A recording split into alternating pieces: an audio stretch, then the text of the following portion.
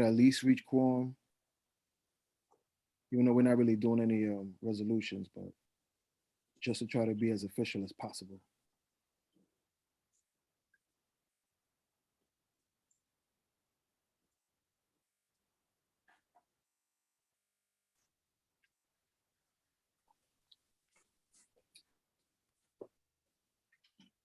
All right.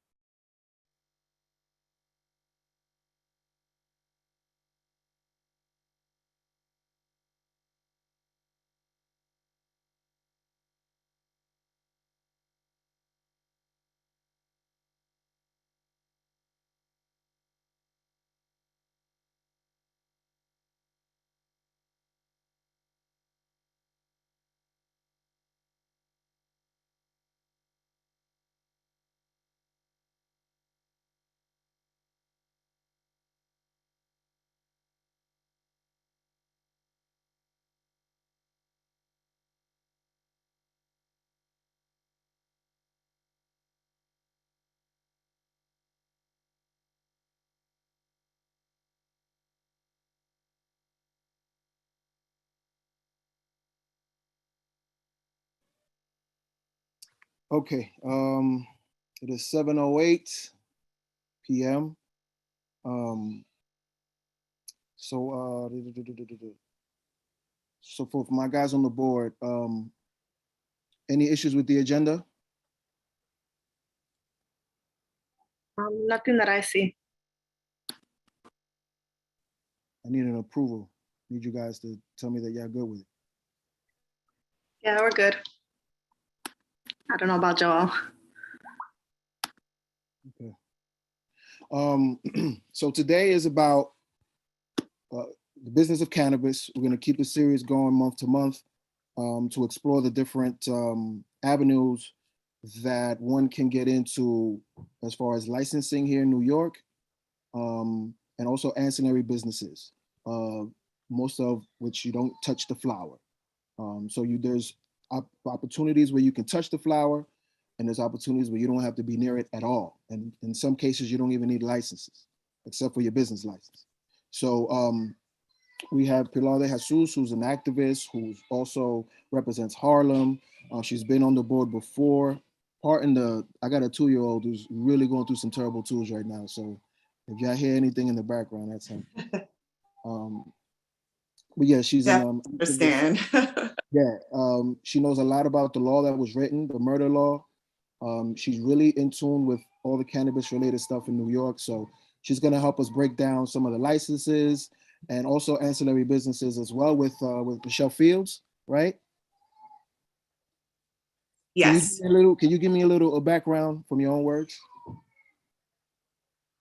Yes. I'm Michelle Fields, attorney, cannabis, regulatory compliance, the global strategic advisor to a board member of the New York Cannabis Industry Association, co-chair of their social equity and chair of their sustainability committee. And I'm also the legal cannabis writer for Where It's At magazine here in Queens, New York. From the borough of Brooklyn, and I have been in this space over 5.5 years. And I stand on the business of cannabis with a foundation of equitable inclusion in this marketplace. Nice to meet you all. Amazing, amazing. And not to lose the sentiment of all this, we have two amazing women leading this meeting on the first day of Women's History Month, and I couldn't be any more prouder to have these women here representing us. And if you're going to be in cannabis, you got to get together, whether you're in the Heights, Harlem, Brooklyn, the Bronx. That's why it's very important that we bring these different folks onto this panel. So Pilar, can you help us break down some of these licenses? Yes, and thank you again for having me. And we'll talk about it, I guess, a little bit further. But something Michelle and I were talking about earlier is that the Heights, your district is like in, you're close to the bridge.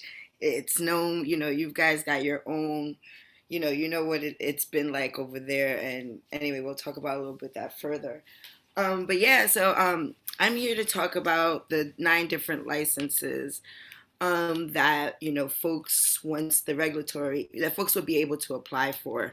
And just for folks who don't know, there's still a lot of things that we will not be able to answer here because we're still waiting for the regulations to be released. Right now, all we have is the framework, which is the law, the MRTA, the Marijuana Regulation Taxation Act, and the regulations we are told are coming out very soon. We've gotten different, time frames, but I say within this or next month we should see something, and it sounds like they're going to be rolling out those regulations slowly, and it's going to give us time to make some comments. So this is what I'm going to talk about today. It's very basic because, again, we're going to be heavy reliant on the regulations once they come out.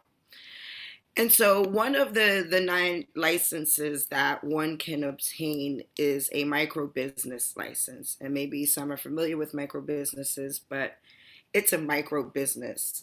I've read places that, it shouldn't be considered a small business because it's a lot smaller and it operates differently than what a small business would.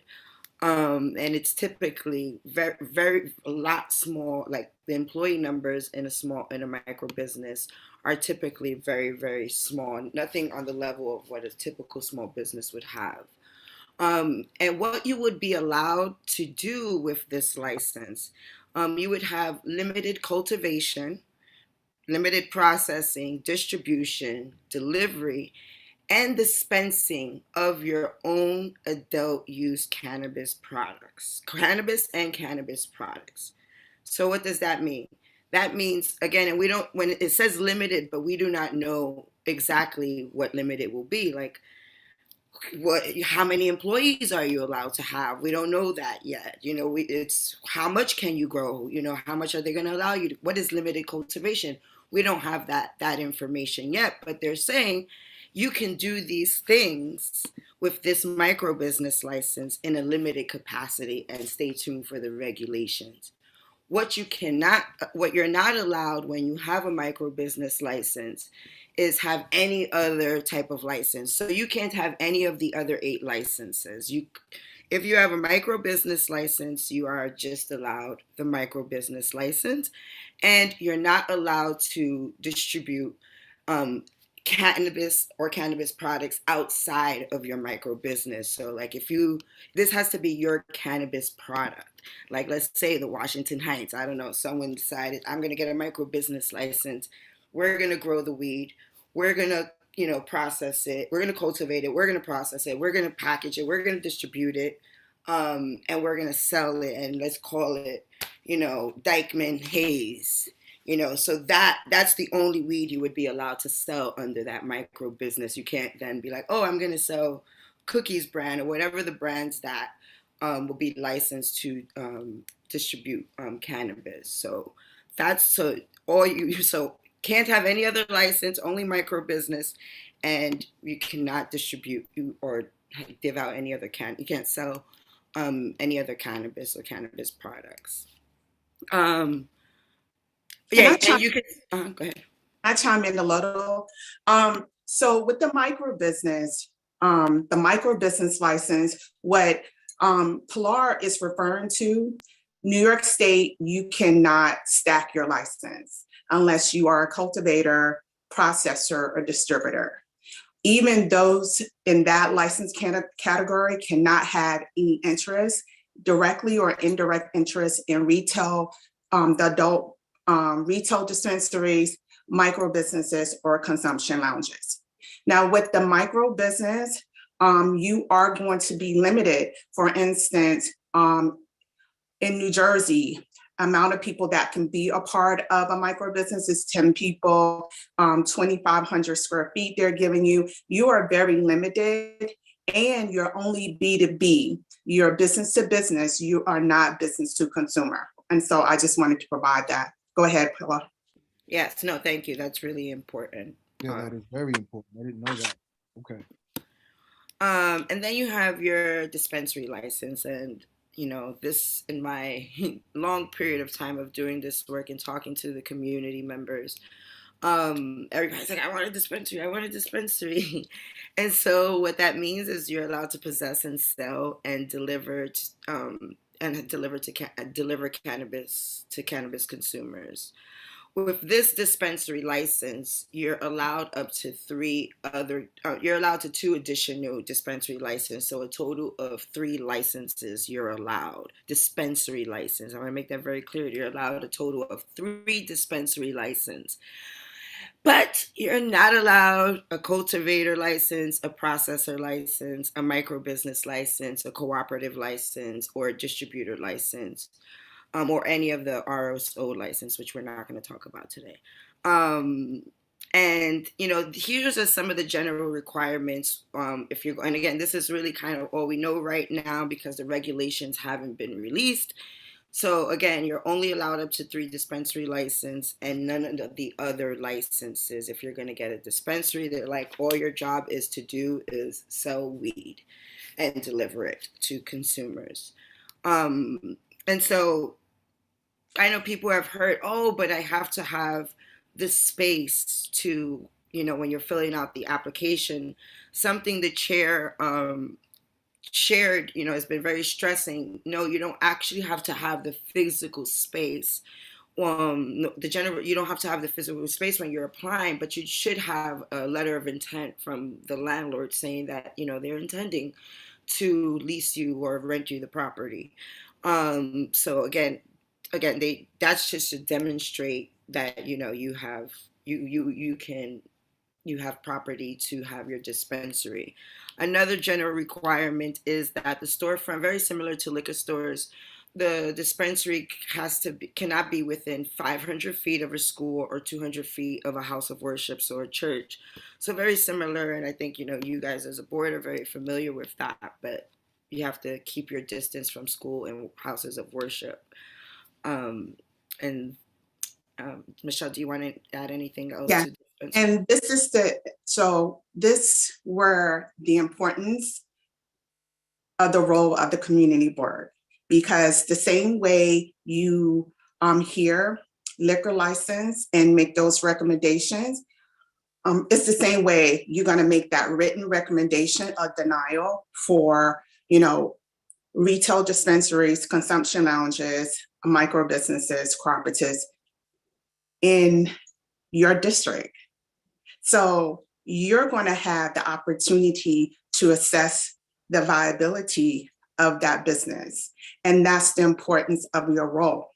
So when Pilar says 500 feet to 200 feet, that's similar to the liquor license, right? So one thing that people don't understand in some of these license tiers, if you are a landlord and if you have owned your property before December 2019, and if you apply for one of the licenses, but you own that property, you are not barred from a license because you have leased out your commercial property to a dispensary or a consumption lounge because you own that property before 2019. So you have to go back. And that's one of the fine details in the bill that a lot of people don't read in regards to having a direct or indirect interest in a consumption or dispensary or a micro business if you own the property before 2019. So just wanted to add that. Yeah, no, thank you.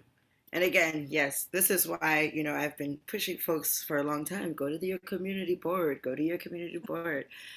There's so much. I know it's not always fun, but there is so much information you find out. And I myself have had to have advocated for a local business in my community because they were having issues getting their sidewalk permit due to some 311 calls that we later discovered were not even 311 calls complaints for this business. It was for the other business. But anyway, it's important to get involved for folks who are out here who are not as involved in their boards.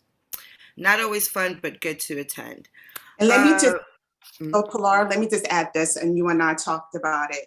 The reason why I said this to Pilar earlier today, the power of Community Board 12, because you are in a prime location, because you have prime border location, your proximity to that George Washington Bridge, number one. So you have your community in Washington Heights is prime real estate.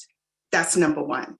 So not only are you going to have those that have lived, that have done business in your community for years, you're going to have others outside of your community that's going to be coming to do business, cannabis business, because you are in a prime location. For me, when I'm consulting, border location and location accessibility, suitability assessment is very important. You are in a position where anyone that's doing business in your district is going to be able to capture that cross-border traffic, not only from New Jersey, but that 95 South and North traffic. So I just wanted, to add that, and the importance of your geography in this marketplace. Go ahead, Pilar. Well, one thing, Michelle, because you raise an important issue there, because one of the fears that we're having in real estate that connects with business is that we're going to have people that are just going to give away their licenses because they fit into that social equity space, who might give their licenses for a bigger buck. But how do we, I don't want to say stop that, because I don't want to stop folks from getting their money, but that's going to affect the community and the businesses around. Because business, it feels like businesses are going to get bought up, and there's going to be a bunch of these tycoons kind of taking over. What do you suggest that we propose here, or maybe in land use, that we can kind of spearhead? So what I would suggest, what I would recommend is that in the MRTA, they have protection clauses for social equity when it comes to their license. You're not able to sell your license for 3 years. And if so, all the grants or any loans you have to pay back immediately. What I need for this board and other impacted communities to understand is the importance of your border control. That's number one. And the importance of understanding that you can't restrict, but you need to protect the business within your borders. And those that are applying for a license that have to come to you for a recommendation, you're going to ask those, important questions in regards to ownership, in regards to your employment plan, your diversity plan, who's your ownership, be it an LLC, S corp, what is percentage of minority ownership?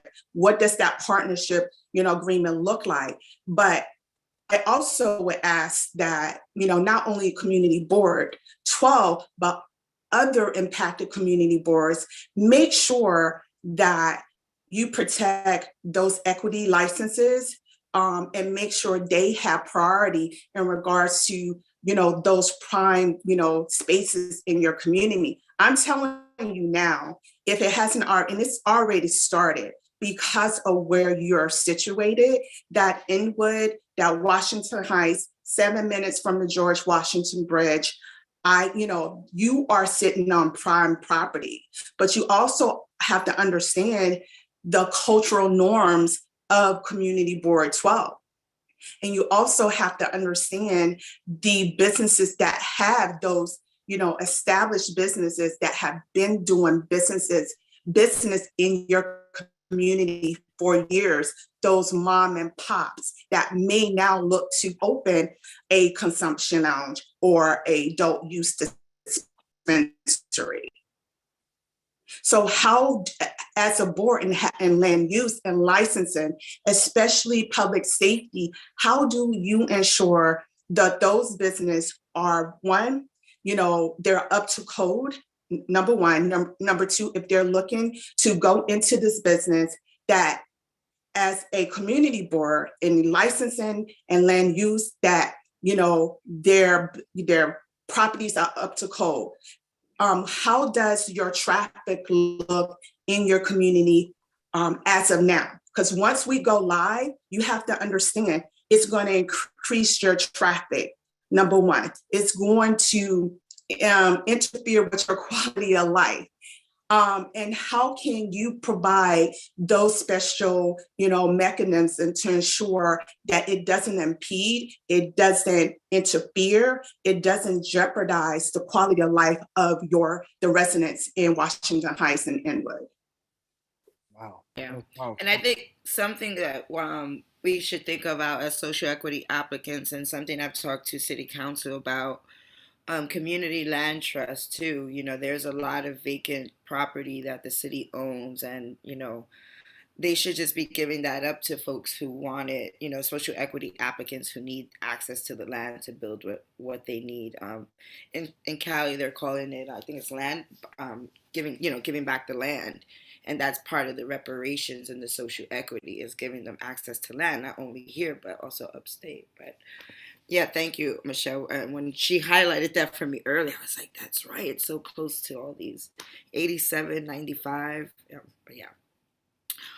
So moving on to our next license here, we have Consumption Lounge, which is one of my favorites. It's something I inspire to hopefully have, depending on how my business plan goes.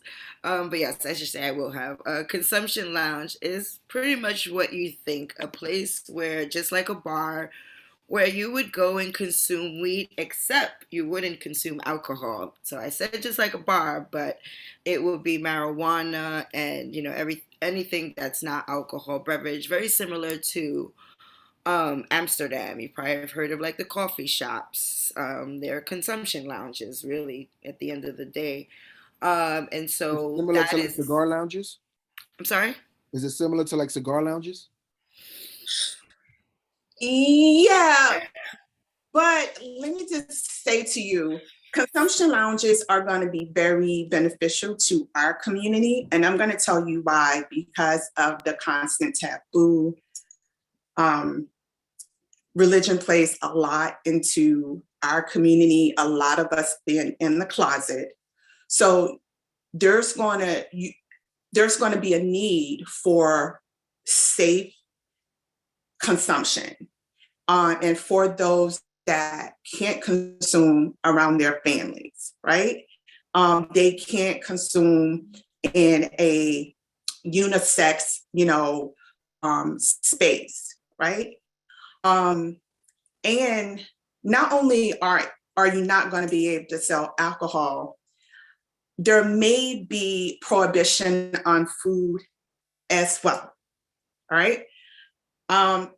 But I'm not saying that it is, but most of the consumption spaces I know of in those established jurisdictions do not allow alcohol or food to be sold in that consumption space.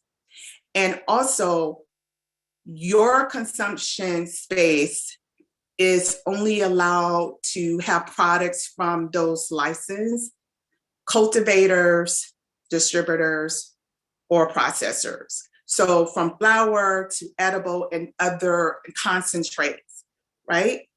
And other cannabis products that have to be from a licensee. So you have to really think about the uniqueness of your community. And when it comes to consumption lounges, especially for if you're dealing with those with religious restrictions, number one, those that are living in public housing that cannot possess, that cannot consume, that ingest in public housing, this is where the consumption lounge comes in. Yeah, and also, even though we could publicly consume outside, in the winter it's not as fun. And there's not everywhere where we can consume outside. So, in my opinion, as a person who's been, in the scene a few times of my life back in the day, it's since, I've always I've actually back in the day been to one. It just feels good to sit back, relax, and talk to your folks and smoke weed, especially, weed is makes me very creative, and so it just ends up having great conversations, in my opinion. And so consumption lounges are going to be, I think, are going to be a great hit. And as Michelle mentioned, we have a lot of folks who live in public housing in this state, and so they are not legally allowed to consume on the property of public housing. They could jeopardize their tenancy there. And so with consumption lounges, you're allowed to have 2 additional licenses, so a total of 3 licenses. And very similar to what Michelle mentioned earlier, you can't have no indirect or direct interest in more than the 3 consumption lounges that you have license for if you go for 3. You're not allowed the dispensary, cultivation, the processor, the micro business, the cooperative, or distributor license if you carry a consumption lounge. So you're just allowed to have a consumption lounge license. Laura, quickly, if you can just explain I'm sorry? why you're not allowed to have multiple licenses? Do people know why? Why? I mean, well, they didn't do a lot of integration here, especially with like these different licenses, because of the fear of like big, multi-state operators coming in and applying for these licenses, and then doing, integrating all of these and then not leaving opportunities for us. Oh shit, sorry guys. But mostly that's why wanting to make sure that us, I don't call us small, but like the corporations have an opportunity to get into the market. And really, I think it's a concern that if you have more than 3 licenses too, that, then you'll be selling your licenses and, making some money off of them. And again, because this is my opinion, because this is a new business, right? And because even though they're legalizing weed, I think that there's still this underlying fear. Oh my God, it's cannabis. This is why there's like all this so much problems for a plant. And I'm like, this is just ridiculous. Do we go through this with tomatoes? No. And so I think it's just because of also the industry, it's almost like, well, no, you can't have too many licenses at once, because then you're going to dominate the industry. But also, we don't want the big corporations or making a lot of the money that we should be making. And very similar to, and also think slow down. You want to slow down the monopolies or registered organizations. And that's number one. And you want to give everyone the opportunity to participate, even startups to participate in this industry. So that's why prohibiting license stacking is very important. And it should be a model, for, the industry period, because, license stacking allows, the startups, the smaller organizations to really have an opportunity to participate. And so that's the position I believe I totally am supportive of now, the ability to not stack your license. I'm totally supportive of horizontal integration, allowing everyone, because that provides diversity and it allows everyone to participate in this space. yes. And very similar to the dispensary licenses, you have to be 500 feet away from the school and 200 feet from the house of worship, and have an IOI. You don't have to access the physical property, but you have to have the IOI. We don't have this out yet because we're going to wait for the regs, but also things, that you have to have, like I know from other places, like a HVAC system, which I hear is a lot of money, which is why I'm like, we need these big corporations to donate a lot of the equipment that some of business owners are going to require for their businesses. But yeah, and so that's consumption lounges, which are my favorite. Next, we have, and I'm doing it in this order, and I'm looking at it because I should have done it the other way. But when we did the event on Monday in the Heights, in the Bronx, the way I'm going is the level of interest. The people are giving feedback, so there were a lot of interest in micro businesses, and so cultivation. And someone brought this up in in one of these meetings that I went to recently, New York is we are a buyer. We buy weed. Cali is like the growers, and now New York is about to be growing, and we're already the big time consumers. We've smoked the most. I don't know if the numbers changed, but we smoke the most weed in the world. I believe at the time it was 79 metric tons of weed. I don't know. I think it's gone up since COVID. But cultivation is growing weed. And so, what you're allowed with a cultivation license is to possess, you're allowed to have distribution of cultivation and sale of cannabis from your place where you're cultivating. I'm sorry, I have legal terms here that I don't want to use. I said from the premises to the duly licensed processors. But yeah, so this is will allow minimal, includes, planting, growing, cloning, harvesting, drying, curing, gardening. The licenses that you are allowed to carry while you have your cultivation license is and this makes sense to me, but I don't know why anyway, you are allowed to have your processor's license. If you have a cultivator license, you're allowed to have a processor license. You're also allowed to have a distribution license, solely to distribute your own product. And you're allowed to have one nursery license to sell directly to other cultivators, cooperative micro businesses, or regulated organizations. Again, so that makes sense if you think about it, right? You're going to grow the weed, so you need your cultivation license, and then you need to be able to process that. So you would need a process license. If that, again, you don't have to. You could just be the person who just grows the weed, and it's like, you know what? Let those folks who process and distribute handle that. But if you were wanting to, you can have processors, one processor's license, one distribution license, and one nursery license. You're not allowed to have another cultivator license, so you're only allowed to have one cultivator license. And you're not allowed to have dispensary licenses. And you shouldn't have any direct or indirect interest in any of the any dispensary licenses or other cultivation licenses. And so, yeah. Do you guys have any questions around cultivation licenses? But I think that's pretty self-explanatory. We have from the audience, we had one question. I think it had to do with when you guys were speaking on the murder. From Becky Hickey, if I'm saying that wrong, please correct me. This is a question from Michelle. The murder states that if you are involved, the process of determining licenses, you may not apply for a license. Does that mean that people who are on the board are not able to apply for a license, or vice versa?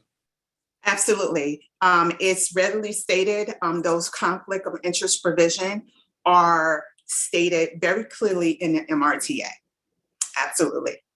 Yeah, that's why I didn't apply for that board, because I was like, what? I can't get into business, which, I mean, it makes sense, but I was like, okay, no. Yeah, absolutely.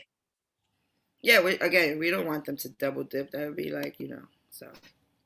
All right, so next we have your delivery license, and I think we have like two more, and then we are pretty much done. So delivery, I think it's also self-explanatory. You can deliver cannabis products, buy a license, delivery, independent. You have to deliver from licensed people who carry licenses to another cannabis license user. Says here the total of no more than 25 individuals providing a full-time paid delivery service per week under a single license. So under this license, you cannot have no more than 25 individuals or equivalent providing full-time paid delivery. So very small. And you're not allowed to carry any other delivery license. And you're not allowed to have any direct or indirect interest in more than any other delivery license. For your is part-time employee the loophole? That's a lawyer question. So, because I don't see how I can absolutely see how Uber can get around that real quick. Yeah, that could be a gray area. It may not be a loophole because, again, they're still working out the regs. So now that they know that may be a potential concern, someone may go back and say, but yeah, that may be, that may be considered the 25, and it may not, but I can stand corrected.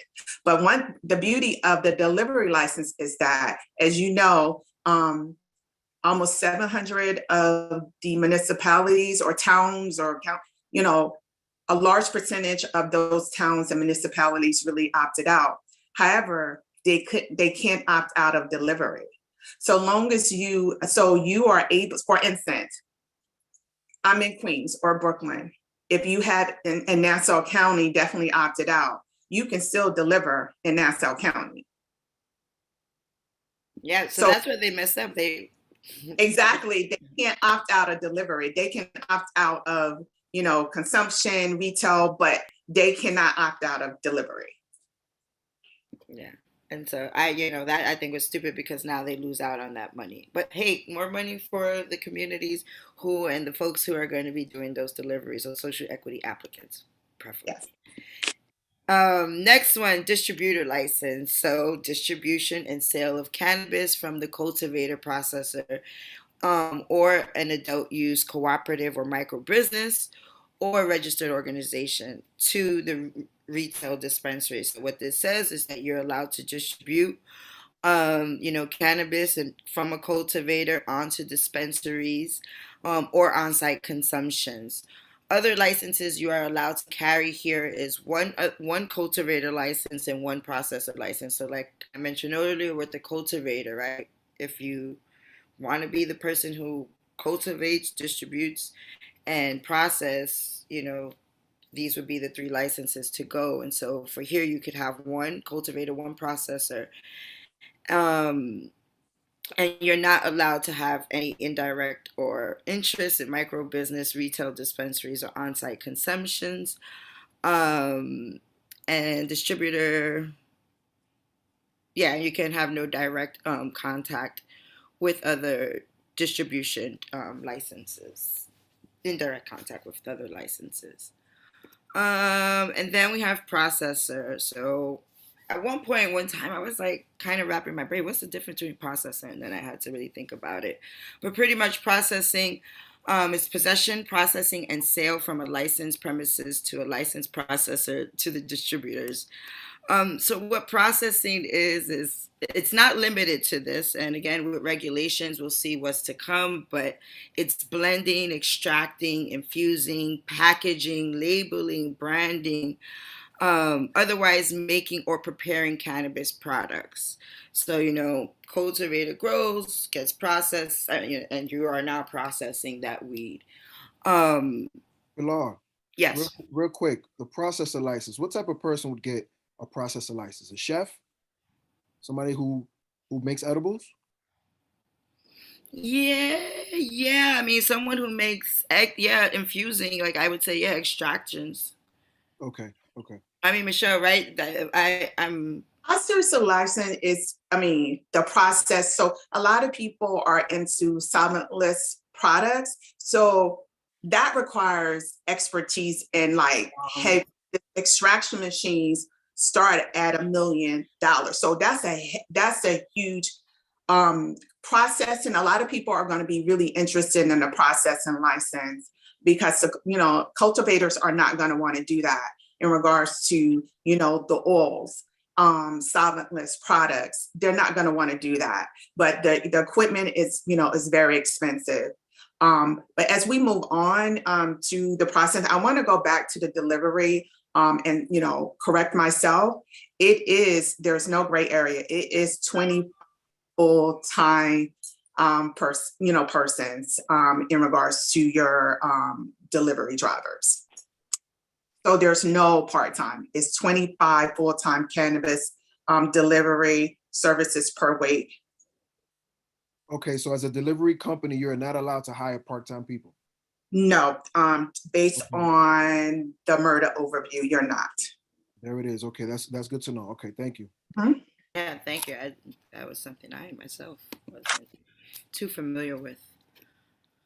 Yes. So what you're not allowed to have with a processor's license is have an additional processor license. You're not allowed to have a retail dispensary license. Um, and you should not have no indirect or direct interest in any other license as a dispensary. And again, more to come when the regs are dropped. But like Michelle mentioned, folks who use the balms, the oils, the creams, this is what those folks would be interested in gating, and people who are, doing labels and packaging. Next license we have, and then we have one more after this, and then we're done. It is a co-op license, and some people, co-ops are very new to many people.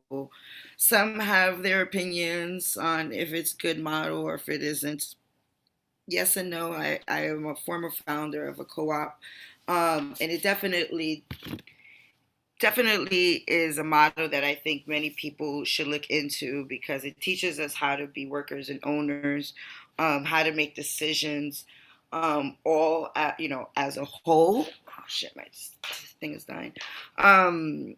And a lot of folks who are not documented could be part of co-ops, but I want to be very clear with this one. When it comes to marijuana, that's a whole different situation with undocumented that we're not going to really touch on too much right here. But for a cooperative license, you are allowed to have cultivation, processing, distribution, and sale. You could do cultivation, processing, and distribution and sale. Of you could sell your weed, you can sell the weed to licensed dispensaries and consumption lounges, or medical dispensaries if need be. You're not allowed to carry any other, you can't have a dispensary license, and you're not allowed to have a consumption lounge. Members should not be members of more than one cooperative license. So if you are a member of one cooperative, and they have the license, you cannot be a member of another cooperative that has a license, another cooperative license. So this wasn't the best for the folks, the cooperative folks in the cooperative world, what they wanted, but it was a start. And it kind of gives you a semi-integration. Again, you can cultivate, process, distribute, but you cannot have a dispensary or a consumption lounge. Um, for the two women, can you guys give us an example of what a weed co-op looks like or structure? It's similar to a microbrewery, right? That's number one. In the cannabis industry, a cooperative, especially for MRTA for New York, it comprises of New York State residents. That's one thing that was not mentioned. You have to be a New York State resident. You can only be a part of one cooperative. What a cooperative is strictly B2B. And you are vertically integrated, meaning that you, from seed to sale, you're responsible for producing those cannabis products. You may be limited into your cooperative size and how much you can harvest or produce. What else? What else? You may permit to be a co-op members. So if you look at the microbrewery model, it's kind of similar, but when you think in terms of cannabis, it's more, you're gonna have limit on your cannabis size, limit on how much that you can harvest, strictly B2B, and you have a New York City resident requirement as well. So I hope that answers your question, Francisco. I mean, does that include several small business owners all in one that are joining together as one? Is that what that is? So go ahead, Paula. No, well, not when you say small business owners, like it's not like that business, this business all joined this cooperative. It's a group of folks who've come together and like we want to do this business. So let's say we want to be growers. We want to be a co-op of growers. So it's there it's an LLC. You could be an LLC, and it's got very similar. It runs very similar to your regular LLCs, but there are some different taxes when you're under cooperative and different privileges. And I had another lawyer talk about that, so I don't want to say anything wrong, but you gather your friends, you decide you want to be owners and workers, and unlike other business models, right, there's always, oh, you're the boss, you're this is your role in the job, and they make the decisions. In a worker cooperative, it's a very democratic decision making model, Exactly. and like it's trying to teach us to make decisions together. Everyone has a vote. So like I was part of a worker cooperative, and we mostly focused on, again, providing education to the communities, consulting, and then eventually the goal was to have a space to be able to, you know, cultivate and do some of the things that were mentioned with that the license allows. But for the most part, it's just a group of people who want to be in business together and be in business together in a very democratic way. And then, there's ways where you could open where the community becomes members, and they're owners and workers. So people who work for the cooperative also have ownership. And again, that's, the founders come up with that foundation of what it looks like. Like there's a worker cooperative and a worker cooperative supermarket in Brooklyn. I believe Cranberry Ocean Spray is the cooperative, a consumer cooperative. If that helps answer your question. Yeah, that's And perfect. I think Park Slope has a cooperative too. Growing up in Brooklyn, that is cooperative. Yeah, the supermarket, Park Slope supermarket. So the beauty of the cooperative is everyone has a vote. Everybody has an interest. There's, like Pilar said, it's very democratic. So, and that's the same way look at the micro business. Everyone is going to have an interest. Everybody's going to have a voice. Everyone is going to be partake in the business, from possessing to cultivating to processing to distribution. And this makes sure that everyone that's a part of that cooperative have the skill set to help you, process, distribute, cultivate, And another thing is strictly B2B. It's not B2C. And you cannot have any, like Pilar said, any interest or direct interest in a retail dispensary. Yeah, and then one other thing I'd add if you're considering being a worker co-op, and this is something I brought up to the chair the other day when we were talking about worker co-ops, and she was like, there are resources everywhere out there. And I was like, where? But anyway, because there are resources for worker co-op, but I was talking more like technical support, like in my experience with my worker co-op, because again, we come from, we live in a society where hierarchy is like everywhere. Oh, I'm the boss. You follow my directions. It's really hard for folks to work together as one and make decisions together as a whole. And so there's a lot of training that I myself have gone through with the organization I work with currently, because we operate very, very similar to a worker co-op, even though we're not. But what's needed is definitely like team building training. I think this was with any business though, team building training and like coach approach to communication, because working in a business together, especially when you're, again, just many of us are first time business owners, there's going to be conflict. And how do you handle that conflict? How do you respectfully talk to each other? And that's something, at least in the co-op, you guys come up like, this is how we want to handle conflict, and that will be written in your laws or your operating agreement. But I would just recommend, if anybody's considering that, always, I think in any business, just get some team building trainings. Right. Two questions. Are there any limitations to how many people can be in this co-op? And two, can you hire folks, or the only people that can work for are the owners? Okay. So one, because we don't have regs, we don't know what that size is going to be, especially in regards to how many members that can be a part of the cooperative, as well as the canopy size. We don't know that yet, but based on other jurisdictions, for instance, your cooperative, your canopy size could be between 7,500 to 20,000 square feet. It could be, for instance, in some jurisdictions, let me just get my notes. They may limit the amount that you can grow. It really depends on how they're going to work out the regs. Okay.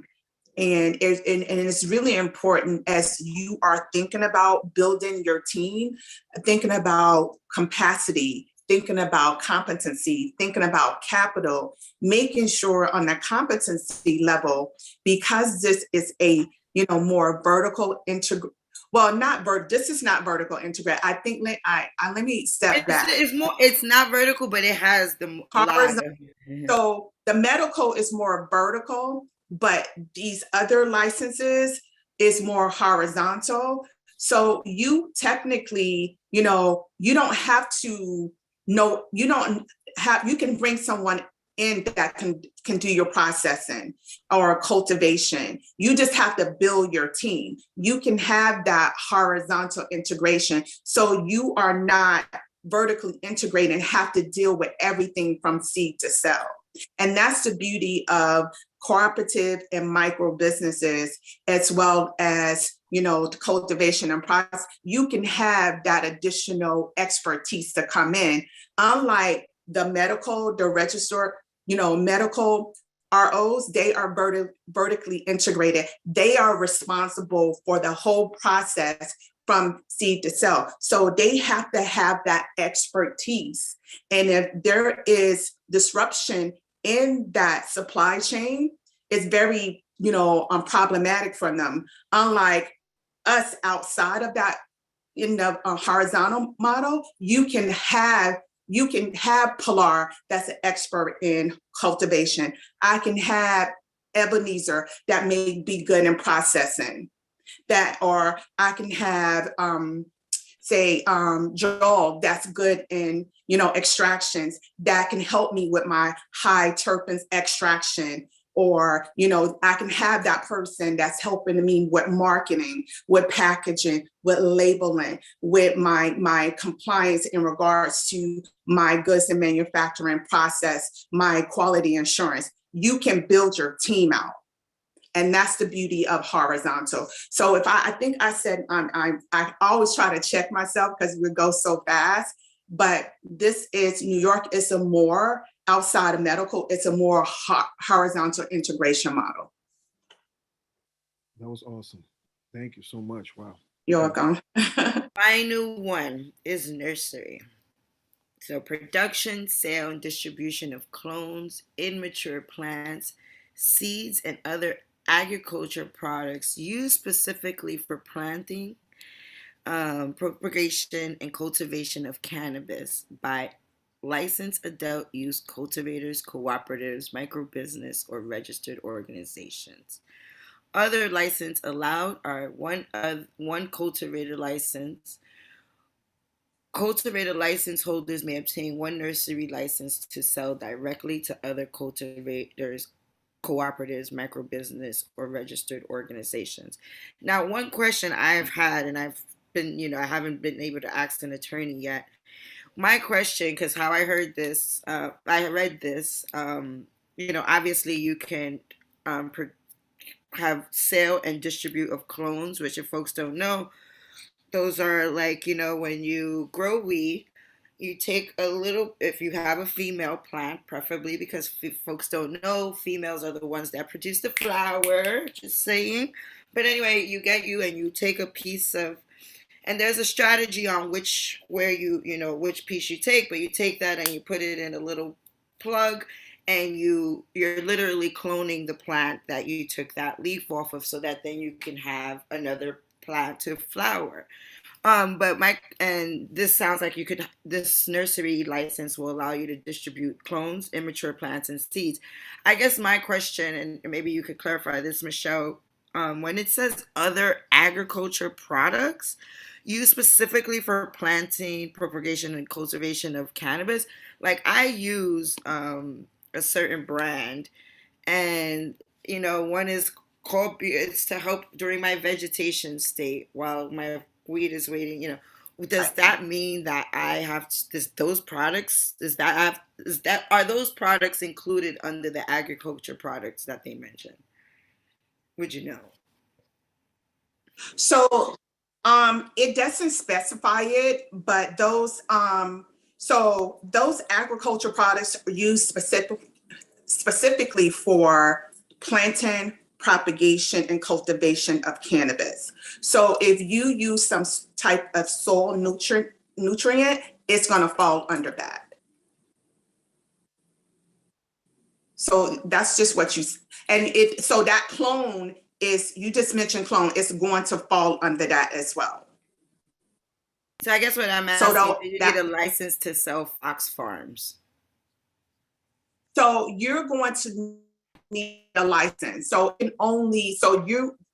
as they have said, nursery license authorized the production, sale, and distribution of clones, immature plants, and other agricultural products. So yes, that's going to come under that.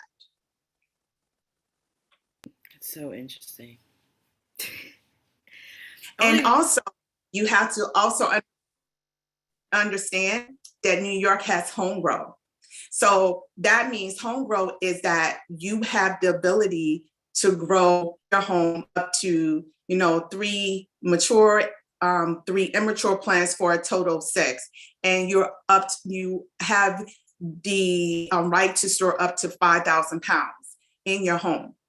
A lot of people, to where are you going to buy your seed? I think we have to find who's going to be able to hold those nursery license, and where you're going to be able to buy those seeds from a licensed, nursery. So that could be a cultivator.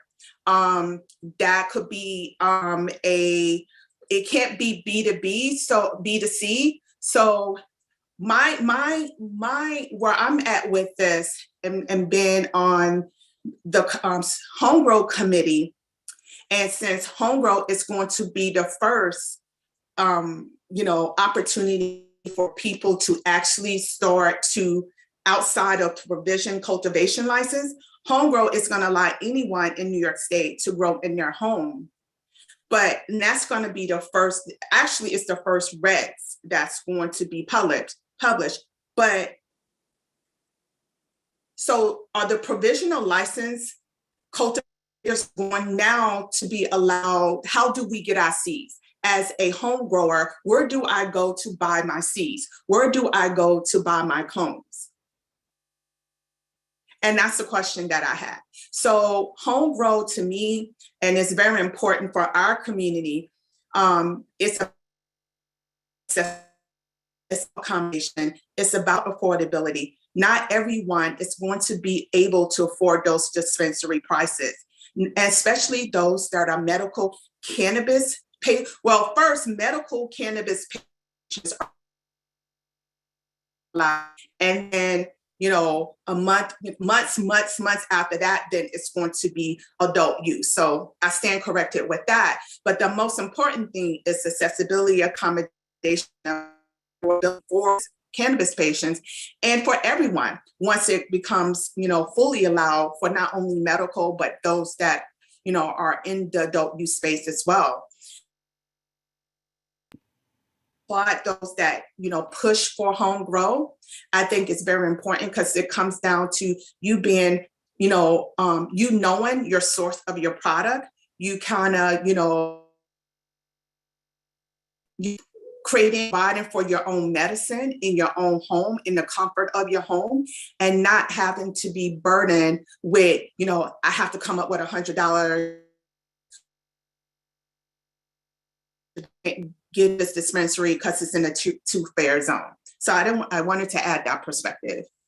Yeah, no, and that's why I brought it up, because as a person who's advocating for home grow and is growing home grow, buy local, smoke local. because I just also I'm trying to be frugal with my money, and I want to, save money by growing my own weed. But I was, yeah. So I agree. Like, where am I going to go get my seeds when I need them or clothes? Exactly. So Okay. yes, and again, and not everybody in New York can grow, but some people in certain housing cannot grow, and that's another barrier, which is where I think community gardens and clone sharing or growing sharing would come into play, because again, not everybody can grow in their home because of the status of housing that they're in, like public housing. Um, but I think there's a big other discussions to have when we talk about I believe because it's how many per household. So like if you have three people living in your household, right, Michelle, each person in that household can grow up to the 6 plants as long as it doesn't exceed the 5,000 pounds. Oh, I think you're frozen. She's been cutting in and out a lot. Yeah. Oh no, and you're next. So while we wait for her to get back online, does anyone have, now that we know so much more about these licenses, does anyone on the board or anyone that's attending have any questions for Pilar as far as the licensing? Any questions you might have about processing or getting a better understanding of what she meant by, certain terms that she used during the explanation of the licenses? Please feel free to just raise your hand and I'll unmute you. If not, we'll let Michelle do her thing and then we can go for questions after. Right. I just, Pilar brought up something earlier in regards to undocumented others and legal permanent residents. It's important. Her and I talked about this. Had the opportunity to speak to someone, talk about his experience in Massachusetts, in a large community with a large undocumented population. It's very important that we understand that there's still federal illegalities, and immigration is federal. So to protect the residents of our community, we need to make it clear, they need to understand if they want to participate in this industry, please talk to your immigration lawyer, especially if you I don't want anyone to jeopardize their status in this country because they want and they should have a right to participate in this industry, but they shouldn't want to participate and jeopardizing their status. That's number one. Number two, I'm hoping that there's a bigger discussion. If you have another monthly discussion in regards to the immigration consequences in this industry for those that are undocumented and those that are LPR.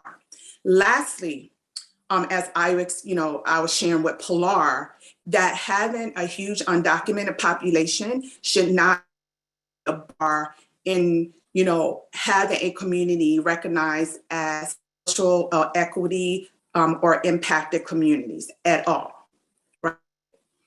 And that's very important because as I was speaking to this equity app in Massachusetts, that was one of the reason why it's so hard to get a license, because the regulators are saying that he lives in a community that has a huge undocumented population. That cannot happen here. And that should not be a barrier at all.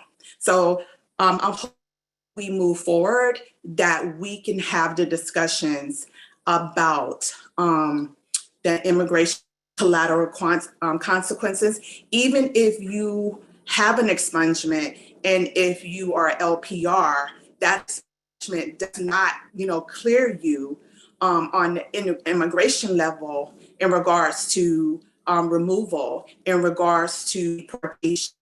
And so it's very important that later, I hope this community board has this discussion and really, have this be a topic for at least an hour with a larger community. Yes, absolutely. Michelle, one question for you. Do seeds technically fall under hemp Yes. products because they contain no THC at that point? In which case, someone with a hemp license could sell seeds and seedings? So with my understanding, and I don't do a lot of work on the hemp side. Go back to the hemp requirements, it has to be less than 0.03%. Again, I do believe that you're going to have to have a license, but I can stand corrected in regards to selling those seeds as well, but you may not. But it just depends on how the regs are going to be worked out. Pilar? Yeah, I think that's exactly what you said, because I'm trying to think how they, like, I got some seeds, and I think though, like when you're buying cannabis seeds, they're like, they're cannabis, they're THC in Right. them. It may not, it depends if it's a male or female, then you won't get flower. But so I think that's where it's going to be like specific. And that's a good question, because I really don't even know how the difference with hemp seeds and THC seeds, like how does one know until it actually flowers? That's a good question. I'm not as familiar with hemp, but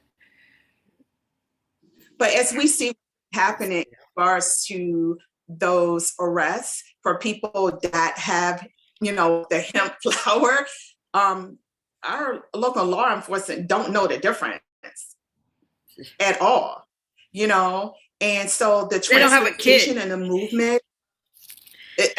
So it's going to be, we have to have more, clarity, and there's going to have to be, more training in how to distinguish those products.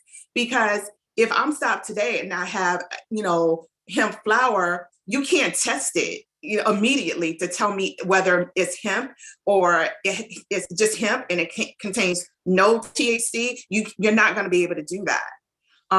So that's going to be another much needed, clarification as we move forward in developing this marketplace. Michelle, I think go ahead. I have a question for both of you guys relating to businesses versus those in the legacy market who do not want to participate in the regulated market. When it comes to enforcement, I'm trying to figure out a bridge that we can live with. Something where businesses are, at some point, businesses are going to want, licensed businesses are going to want those who are not regulated to be enforced somehow. They're going to beg for enforcement at some point, because the margins are just so crazy. What you get in the street versus what you can get at a licensed business. So what's a good recommendation to kind of bridge those two where maybe they can cohabitate or coexist at the minimum? So on the legal side, you're going to have to reduce the cost of doing business. That's number one. You're going to have to get rid of 280E. I think what the registered organizations are experiencing, that 280E, the cost of discompliance itself, security, labeling, and packaging. And I think regulations should create bridges, right? And not create, such over enforcement. That's number two. Number three, in regards to from legacy to legal, it's going to have to be incentivized. That's number one. Number two, you're going to have to incentivize it in a way that you're going to have to provide amnesty for those legacy operators not only legacy, amnesty, but a safe harbor where they can transition, based on their competency. I believe, you don't ask, you don't tell type of provision for those legacy operators, but it has to be incentivized. Is it cost, efficient for me to go, legal? As I speak to those in the, legacy, it's not.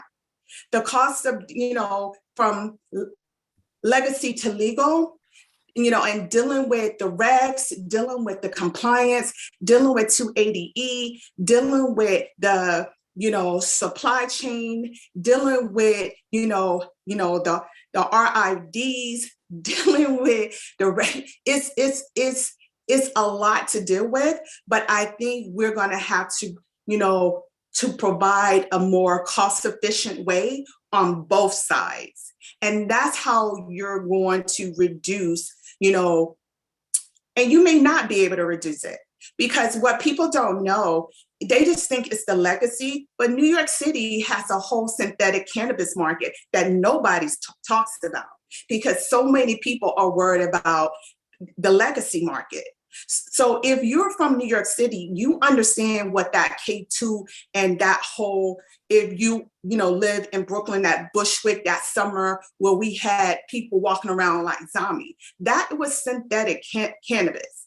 And, the reason why that was such a huge, that's such a huge industry, and hopefully with the murder, it's going to be reduced, because those on probation and parole had to have a way to avoid, to pass their drug testing. So that synthetic cannabis market thrived, and it's really cheap. So you take, some thyme and some rosemary, mix it with, go down to Chinatown and you cover it. So, and it doesn't, require equipment, and no equipment at all. It's just your microwave. So you have not only legacy, you have a whole synthetic cannabis market as well. But I think there's going to have to be more incentive. There's going to have to be amnesty. There's going to have to be a reduction in tax. There's going to have to be safe banking from all sides, because it is a public safety issue. And especially in our community, when it comes to safe banking, our commercial buildings and our residential buildings share roofs. So when you're talking about security, when you're talking about public safety, not having banking is especially for not only CB12, but for South Jamaica, for Brownsville, for East New York, for Rockaway. When we don't do smash and grab and people are cutting through your roof, that is a public safety issue.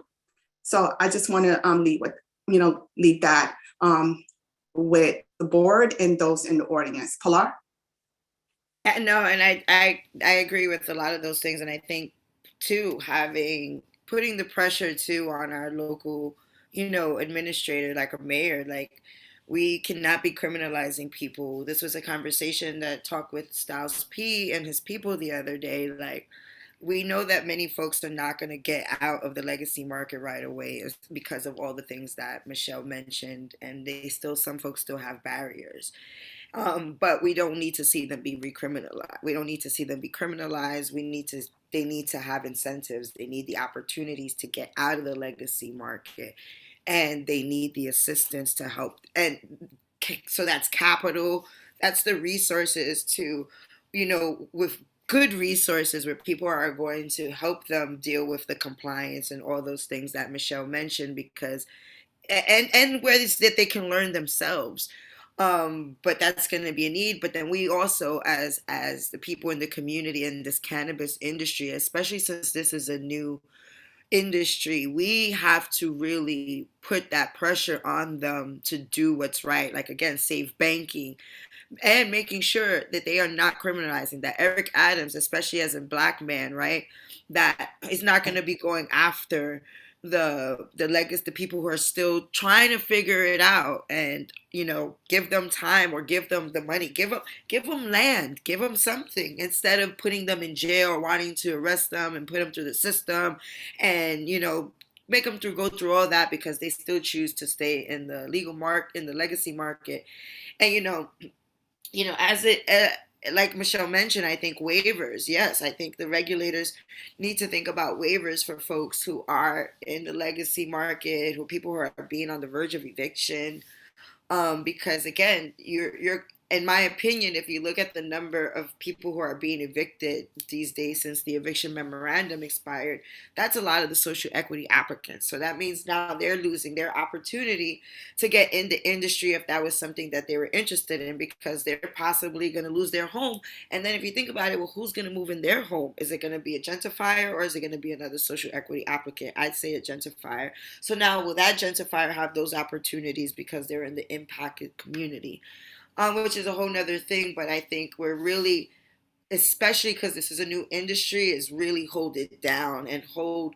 There should be no recriminalization for people who are not in the legacy. We have to help them transition and also recognize that it's not going to take 1 year, 2 years. It's going to take some time. You're talking about decades of harm. This is a lot of harm that they is going to need help. And again, resources are going to be needed, and we need to make sure that we get that. And that means a lot of organizing. If it starts to look in the other states, and like she mentioned, we can't pay taxes, I think should be waived for social equity applicants, especially legacy market folks, for a certain period of at least 2 years, 3 years. I don't know, I want to go higher years, but I think that's an opportunity to give them to be able to be a part of the industry.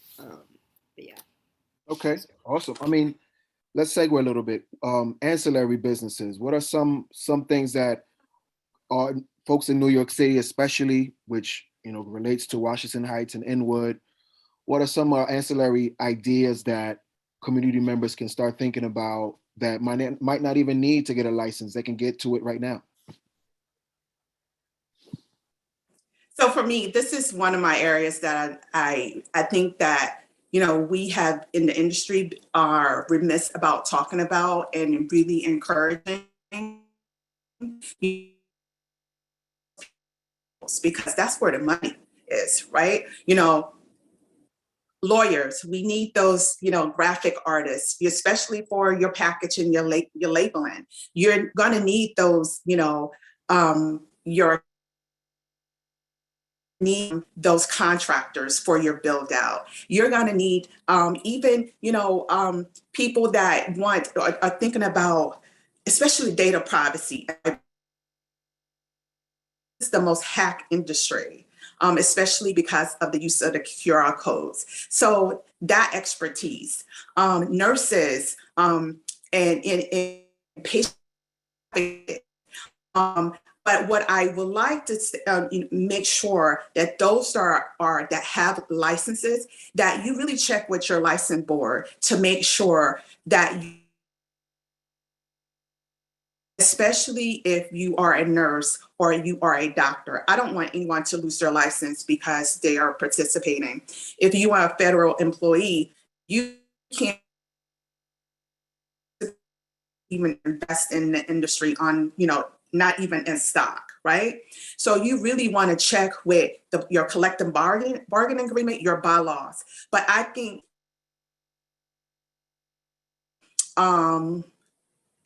engineers are much needed. Cleaning services are much needed. If you're doing merch,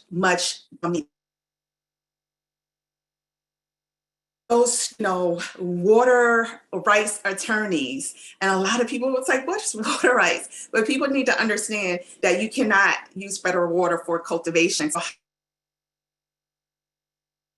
water and what can be used. And just, and just really building your team. There's so many opportunities. But for me, even as a lawyer, I became a student. I am kind of geeky. I took 2 or 3 years to truly immerse myself in the business of cannabis, regulatory compliance, GMP, impact litigation.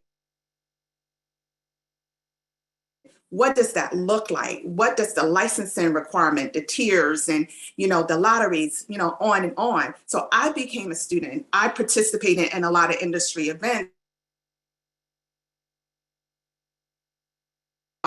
and just building your team and immersing yourself and having people on your team that is non-plant touching. And we were talking about,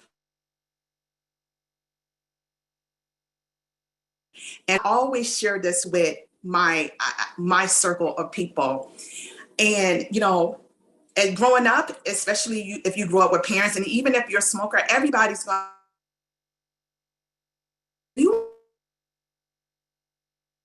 and you got the munchies.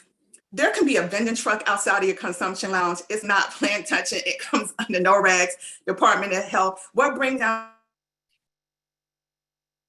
That's a great idea. You could partner with a food truck. You could go around. I can sit in front of Polaris Consumption Lounge and just wait for all of you guys to come out, because I know, that day. Oh, I hate that it's cutting up. Exactly. I'm going to be You're cutting up a bit. Can you hear me now? You keep cutting in and out, but you're giving us gems, and I want to grab those gems because she's saying so much, and I'm like, she keeps breaking up.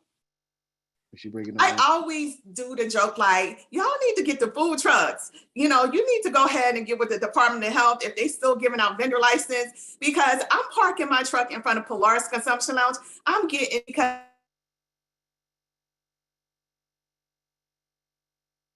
hash that do the shatter, that's high THC. And the different cultivars, that sour, they got to come down after 4 hours. They're in your consumption lounge all day, like,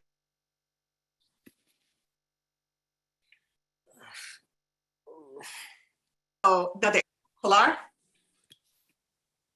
Oh man, I heard a lot of it. Yeah, you've been breaking up. Oh yeah, but yes, something I didn't think about. Yeah, right. Food trucks in front of the taco stands, all the things in front of the lounges. A lot of partnerships could be made, and like you mentioned, tech is something that's going to be needed especially in dispensaries. You got to keep track of that flower. And so funny, because I was talking to my 15-year-old nephew the other day about him being a part of my business, but he's 15 years old, obviously, and how do I get him involved without obviously touching the plant. And he's a tech nerd, and I don't mean to call him a nerd, but I'm a nerd too, and so I say that with endearment. But he's like ready to build out my systems that I need. I'm not sure what exactly, because he started talking to me in all this tech language, and then asking me questions about what are the other, like, what's the numbers about the other consumption lounges. He was asking me some real serious questions, and I was like, shit, I don't have that answer for you. But all that to say is that you see that I could have my consumption lounge, and my nephew could be the person who creates the software in the ways that I track. However, I have my consumption lounge functioning, or whatever the regs say, that if I have to keep track of whatever it is I need to do, he is ready to build that software out, because that's what he's into, building software and apps and things like that. And so these are perfect areas. Security. We know a lot of folks who have done security trainings, right? They've taken that 8-hour course. They probably been doing security a lot of their life. One will say that they should have a security business of their own. So they should be looking into getting the licenses or the special permission, because I don't know exactly, but in order to be like that security who goes to drop the weed off at the dispensaries, I think you have to have a certain permit. And so if you start building your own security team, right, that could be another thing where you guys, you contract the security guards for these dispensaries, for consumption lounges, so on and so forth. There's just so many different avenues that, besides just having a license, that you could get into. Yeah. So I tell people, stop going to Atlanta, to Florida to retire. We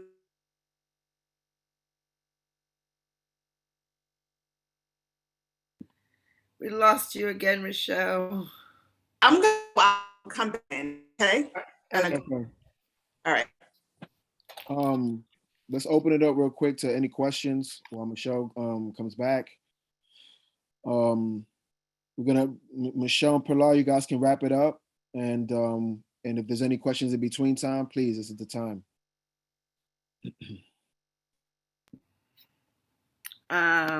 But yeah, I think again something that I've been talking and we're planning, or we're doing some planning around this. The youth, you gotta start talking to the youth about those ancillary businesses. There's plenty of opportunities for the youth, in my opinion, to get involved, and you can make it a family business. Where they don't have to touch the plant, because again, in order to touch the plant, you have to be 21 years and older. And I think, especially as an older person and now like my nephew coming up in this new era, I was always a tech guy, but there's a lot of things that I am not keeping up with. And, a lot of these young individuals are like on it and they are brilliant at they're brilliant at marketing. Have you seen their TikToks? Like, there you go. You have your brand ambassador, or, you have, these are other areas that you could think of, consulting people on how to operate their business, being that person who does their networking and other things that will come with consulting. So it doesn't have to be flower, based. As hemp concrete, we could build buildings, and the land that we take over, we could use hemp concrete to build those buildings, which is very sustainable. It's probably stronger, from what I understand, than regular concrete, and very good for the environment. And so, yeah, there's just so many things. In our last meeting last month, there was a gentleman, I forgot what state he was in, but he had called in and he said he has an app that allows you to barter weed with neighbors. Yes. And I was like, wow, that's genius. Like, so That was you mind go, blowing. you go into his social media app, I believe it's a social media app, and you just converse with other people with, cannabis like interests. And you guys just barter things like, hey, let me get, I'll give you an ounce for this or whatever. Like, and I just thought about that, and it's like, man, like you said with tech, we have a lot of smart people in our community who develop apps and work for apps like Facebook and Google. So we have that option as well, like an app that locates all the local dispensaries, and you can order from the app, whatever. Like, so the ancillary business is something that I just want our community members to just ponder, kind of let it swirl in their head, and see if it's something they want to get into. But I wonder how the state is going to incentivize those ancillary businesses, and do they come up with a list of what they consider ancillary businesses and give them some sort of tax credit, or I don't know, just make them part of the process that we're doing with murder. Yeah, like the social equity applicants, like technical, all that. Absolutely, absolutely. Yeah, because technical assistance is also really needed, which is interesting because the chair in our meeting the other day, we were like talking about the need of technical assistance. So, like I said, how to do a business plan, how team building, all these things that when you're running a business is really, we didn't get that learning growing up. She was like, they have the money, they're out there. And I was like, can you send us a list? Because but people need to get involved in that, start getting certification, and this is going back to if you're going to be in the dispensary, bud tending certifications, getting trainings, right, bud tenders. Yep, absolutely. Yeah, bud tenders, because that's going to be a need. There's a company called Hemp Staff. I don't know if they're the best out there, but I took their training, and it was a training on how to do marijuana dispense, like how to operate a marijuana dispensary. So a bud tending certificate. And it was like $150, and I'm able to go back and go take the training again when the regulations are out, because obviously the training I took happened when we had legalization, but we don't have no regs. So the training was a lot around what the other states look like, but you're going to learn a lot of things even in that. And even if you're not going to be a dispensary owner, it's just really good to know. I personally believe, because then it also kind of, taking the training also helped me think about other areas, the ancillary businesses that do exist. Because, yeah, there's so much that goes into owning a dispensary that it's insane. Like I've heard about incident reports. If there's an incident, it has to be like logged. Again, these are in states that they already have regulations, but there's a lot of data that you have to capture, and it can't be Google. Like my nephew tried to tell me, oh, well, you could just create a Google Docs if you need a cat. I was like, Matthew, we're talking about the government here. They don't want Google document spreadsheets. Um, so yeah, and Francisco, to add, yes, that app about bordering weed, like that, we need that. Like I am always in favor of boarding. Like you need this, I need that. Let's exchange. Let's, and that's also to me, that's how we continue to support each other in the community and also show what community represents. And I'm a little sad that Michelle's not back. I think, yeah. I mean, I wanna give the folks an opportunity to ask a question, but doesn't seem like folks are ready for that. So I don't know how much longer should we give Michelle. What do you think? Let me text her and see what's up. Because it's 8:37. Yeah. Maybe she had to reboot or something. But yeah, there's just so much avenues that we could be doing, and yeah, we just have to open up the mind. She says she's on the phone. I don't know what that means. Oh, there are some phone. There are two here. I don't know which one is her though. Does her number start with a 917 or 646? Do you know? It says 917673 What's the last three? 5161. I have 461. Is that her? No, 5461. Yeah, that's you. Yeah, that's her. Yeah. Ebenezer, can we make her okay. I think she's on. Let me see. Hi, guys. Yes, we got you. Hi, guys. My apologies. I'm here now. No, we were just kind of wrapping things up. Just if there's any some last remarks you want to kind of give to the people, especially as far as ancillary businesses or an overall view of the 9 licenses. Definitely. I think we need to, I think in coming months, I hope CB12 has another form of ancillary opportunities because there are so many. And I think this is an area where we can have a much better representation. There's low startup costs. There can be, and very inclusive.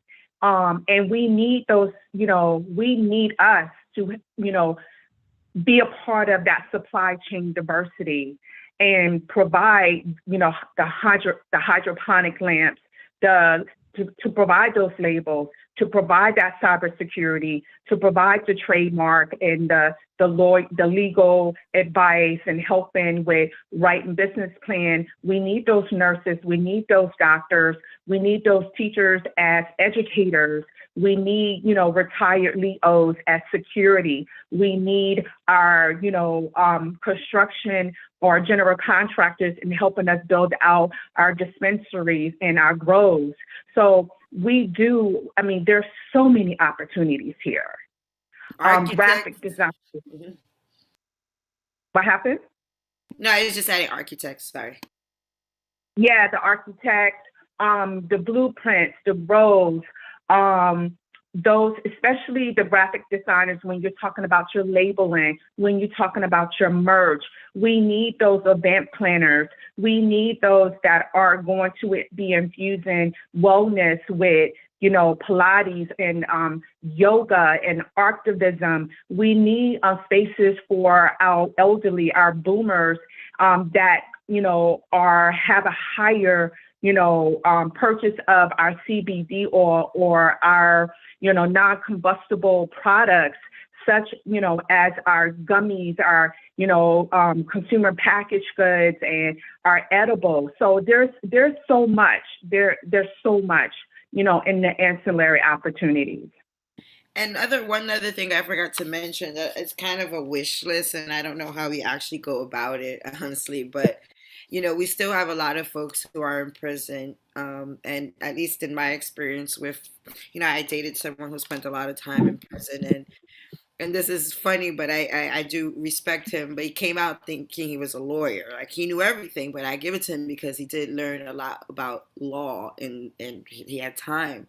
And I think that they could be a way, if there's a way to have people released from prison, setting them up with real housing, because there's no real mechanism for people that come out of prison, like any real access to real resources, but that we somehow create with this cannabis money access to housing, and then giving them opportunities, to maybe work with people like Michelle, and work towards getting, helping, giving consultation or filling out applications. And then this is their way too, to take away any status that is preventing them from getting, federal status, obviously, preventing them from getting their own license, but that this is the way that reparations is also given back to people, that they be released. You use them for the skill, they utilize the skills that they've developed of being in prison, meaning learning the different laws, and giving them the opportunities to utilize those skills in a way in this industry, if that be something we could do. But again, that's like a wish list of mine. But because And that's I also also what think ancillary business is good for folks who have, have felony records too. They can't touch the plant. right. And I also think we need to provide careers, not just jobs in this industry. I am sick and tired of us being regulated to butt tenders. No, there is a career path. And I think we need to afford everyone, especially equity and social equity applicants, the ability to have a career in this industry. That's number one. Number two, I think our community, a lot of people think impacted community means no money. There's a lot of money in Washington Heights. There's a lot of money in South Jamaica, Queens. There's a lot of money in the South Bronx. But we have to tap into those communities, those equity or not equity, but maybe social and equity applicants, right? And especially the equity applicants that may be high net worth individuals. But our industry is remiss about our own, that Black and Latino purchasing power. We have a lot of purchasing power. And I think we need to tap into, that community that that's going to family, friends, and that community that is going to support. And we need to also identify the owners in our community with those commercial spaces that's going to want to participate in this industry as landlords. That's second. And lastly, when we talk about what can the community do, we need to really understand that it's one thing to, set aside 50% of the license for social and equity applicants. It's another to help them to capitalize that license to profitability and scalability. The capital is going to have to be there, but not only for startup, but for operation costs, but also to scalability. How do I scale my retail dispensary to 2 or 3 more in this industry, in this state? We're very populous. And I think if we come together, all of us, the BIPOC community, everyone needs to have a voice at the table. Everyone, from Black, Latino, First Nation, to our Southeast Asian, to our Asian, we all need to be collaborating. It's not about competition, it's about collaboration, because we have the lowest representation in this industry. And with that, CB12, thank you so much for giving me this opportunity to speak before your board. Wow, Michelle, that's one hell of a way to end that. Prahlad, thank you again. As always, you are a queen and you always show up for our communities, and I thoroughly appreciate you. Any last thing you want to say before we head out? I mean, after that, I really can't. But no, thank you for having me. I've been shaming my own board, like, hey, I've been on CB12 more than your board talking about cannabis, and we have a new chair, so hopefully, they'll hear me. But just thank you, and thank you for including me. I appreciate you guys, and obviously, we're all in this together, and so it's important to me that, you know, as Michelle mentioned, that we are doing this together. We're not competing with one another. So it always brings me an honor to be here to talk to the community and share all this wisdom. And, you know, also, especially like as a person who's, and I hope this to encourage other folks who may not even think about getting the business because they're concerned about learning disabilities or just a lot of things. Like I have many learning disabilities. I'm dyslexic. You know, it takes a lot for me to read certain things, and sometimes when I speak I mix my words around. And I just want to send like encouragement to others, like, don't worry about any of that, you know. Just move forward with your ideas and build your team, and don't think about, you know, don't doubt yourself. I guess that's what I'm really trying to say here. And again, thank you. Awesome. Let's see. We're gonna move on to old business, new business. We don't really have any. I know Ramon, are you still on the call? Yeah, I'm here. Yeah. So Ramon represents Happy Monkey. He's been on one of our meetings before. Any last thing you kind of want to say to folks that might be listening? And he's a legacy operator. They're gonna be going into the legal market, and they're gonna be doing their thing. They represent Harlem. They're Latino. They're Black, and they're us. So Ramon, anything? Yeah, good evening, ladies and gentlemen. My name is Ramon Reyes. As he said before, I do represent my company called Happy Monkey, and we are, you know, born and raised.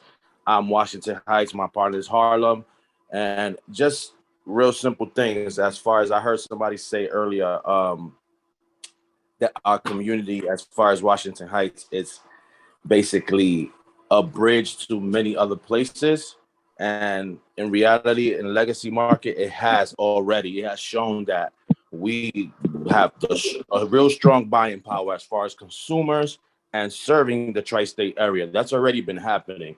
So once it becomes legal, I think it's going to blow up even more. What I want to leave saying is, I don't want people feeling intimidated about this new business that's happening. And I want people to treat it like a business, not as if we're entitled because we've been around all this time. At this point, this business is changing. And if you don't know how to change with this business, you will be left out.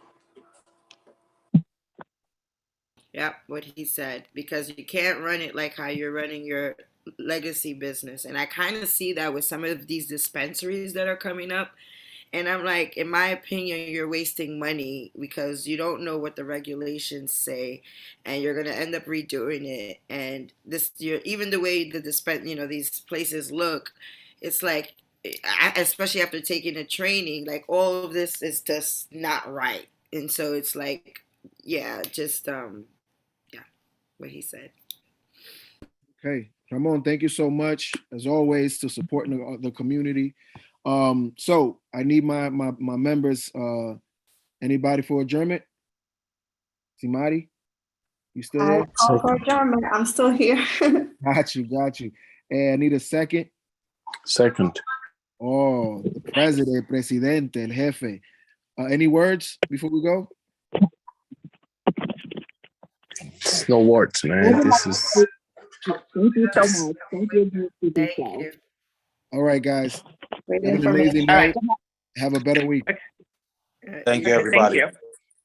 Thank you.